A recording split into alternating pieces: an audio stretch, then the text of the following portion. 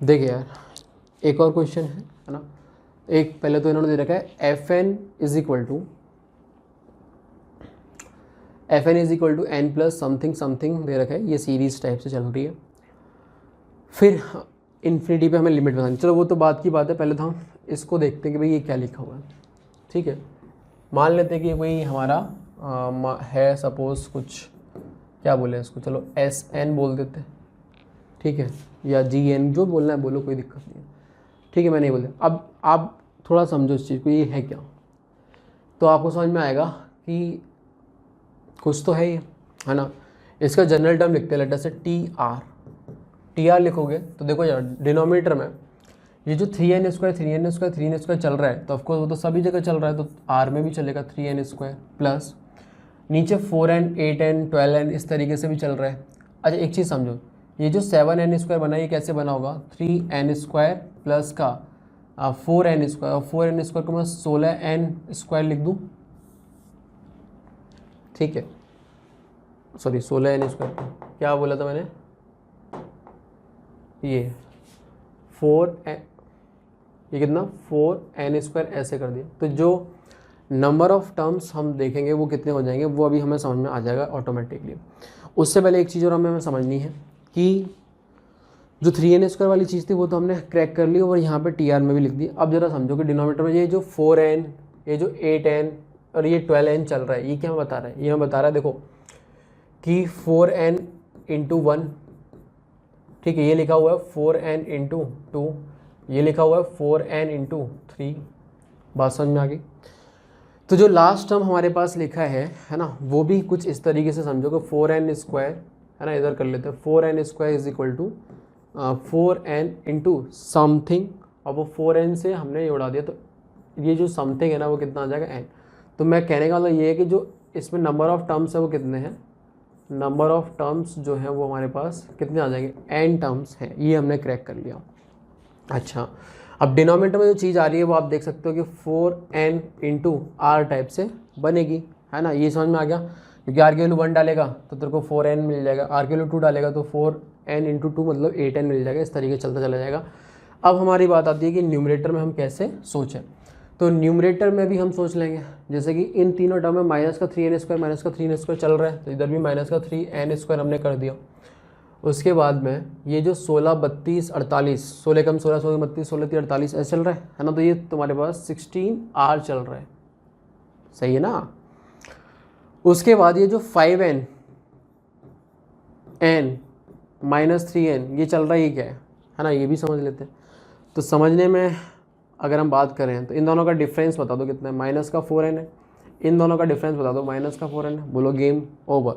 ये जो टर्म्स आने वाले हैं 5n n और माइनस, ये हमारे एपी में होंगे। एपी में हम अगर जनरल टर्म लिखें तो क्या लिख सकते हैं, फर्स्ट टर्म जो कि 5n हो गया प्लस n-1 इंटू, तो n-1 की जगह अपन लिख सकते हैं r-1 इंटू डी कितना है, माइनस का 4n है, ठीक है ना। तो इसको ओपन कर ले तो ये आ जाएगा 5n माइनस का 4rn प्लस का 4n, तो मिलके हो गया कितना 9n माइनस 4rn, ठीक है। तो इसकी जगह मैं ये लिखने वाला हूँ 9n माइनस 4rn, क्लियर है, ये बनेगा, है ना। अब जैसे हमने जब जनरल टर्म लिख लेते हैं तो उसके बाद में हम ऑफकोर्स वेरीफाई करना चाहेंगे, और देखो इसको nth टर्म भी दे रखा है, तो हम क्यों ना एक काम करें, इसमें r is equal to n substitute करें, r equal to n substitute करते देख लेते हैं कि भाई न्यूमरेटर पार्ट सेम बन रहा है कि नहीं बन रहा है। तो ये हो जाएगा 16n और ये हो जाएगा कितना 9n माइनस का 4n² माइनस का 3n², तो देखो यार 16 और 9 25, हाँ 25n माइनस का 4 और 3 7n² बन रहा, तो बिल्कुल सही है। तो हमारे पास हमारा एक काम तो हो गया कि हमारे पास हमको टी आर टर्म का मिल गया, एस एन का टी आर टर्म मिल गया, ठीक है। टी आर टर्म मिलते हैं, अब थोड़ा थोड़ा सोचते हैं इसके बारे में कैसे इसको निपटाया जाए, है ना। तो देखो टी आर टर्म को आप ऐसे लिख लो 4rn और ये, तो हमारे पास 16r plus 9n divide by 4rn plus 3n², तो ये हो गया -1 आ रहा है, देख लो ध्यान से, -1 आ रहा है, ये आ रहा है कि नहीं आ रहा है, देख लिया आपने, इन दोनों को क्लब कर लिया, है ना, माइनस कॉमन ले लिया और नीचे को डिवाइड कम्प्लीटली लग जा रहे हैं, है ना। अब जैसे ही ये हुआ देखो अपना फ़ायदा हो गया एक तरीके से। अब मुझे एस एन निकालना है, तो एस एन निकालने के लिए मैंने क्या करूँगा, sigma t r, r is equal to 1 से लेके एन बोलूँगा, तो ये मेरे पास कितना बनेगा, सिग्मा आर इक्वल टू 1 से लेके एन, और ये हो जाएगा 16r plus 9n divide by 4nr plus 3r n square minus का 1, ठीक है। और उस पर भी सिग्मा स्प्लिट होगा, but r is equal to 1 के लिए 1 रहेगा, 2 के लिए भी 2 रहेगा, n के लिए n रहेगा, तो ये हो जाएगा माइनस का n। अच्छा, और ये एस एन है, तो S N plus N is equal to कितना आ गया, S N plus N is equal to आ गया sigma r is equal to 1 से लेके n 16r plus 9n divide by 4nr plus 3n square.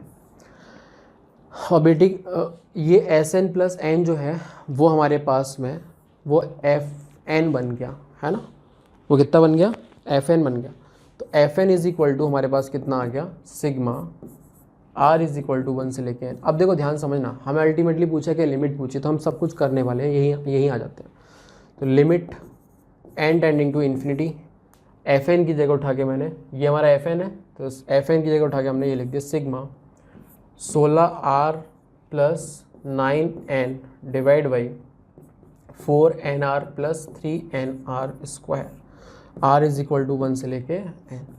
अब ये हमारा क्वेश्चन जो डेफिनेट इंटीग्रेशन में अपन समझते हैं, है ना, वो बन गया, ठीक है। फटाक से यहाँ से हमें क्या करना है, एन स्क्वायर से डिवाइड लगा देते हैं, न्यूमरेटर एंड डिनोमिनेटर में नहीं, ऐसे लिख लो, यहाँ से एन स्क्वायर कॉमन लिया तो बाहर एक एन हमने शिफ्ट कर दिया, ठीक है।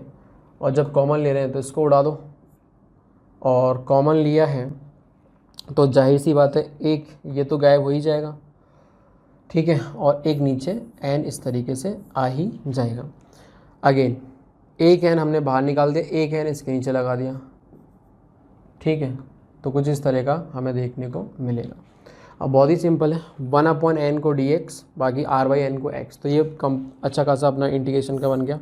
r इक्वल टू 1, तो ये 0 से 1 जाएगा लिमिट, और इधर हो गया dx, और इधर कितना आ जाएगा 16x प्लस 9 बटे 4x प्लस 3।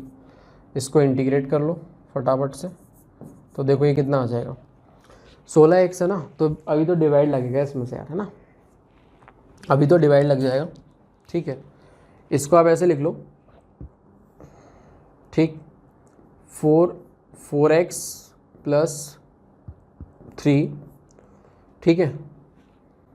ऊपर वाली चीज़ को मैंने बेसिकली ऐसे लिख दिया, 4x प्लस 3 जो डिनोमिनेटर में वही लिख दिया, है ना, और 4 कॉमन लिख दो, 4 दिया 12, एक्स्ट्रा में 3 आ गया तो माइनस का 3, और सेपरेट भी कर दिया 4x प्लस 3, ठीक है। तो देखो ये इस तरीके से दिखेगा, माइनस का 3 dx अपॉन 4x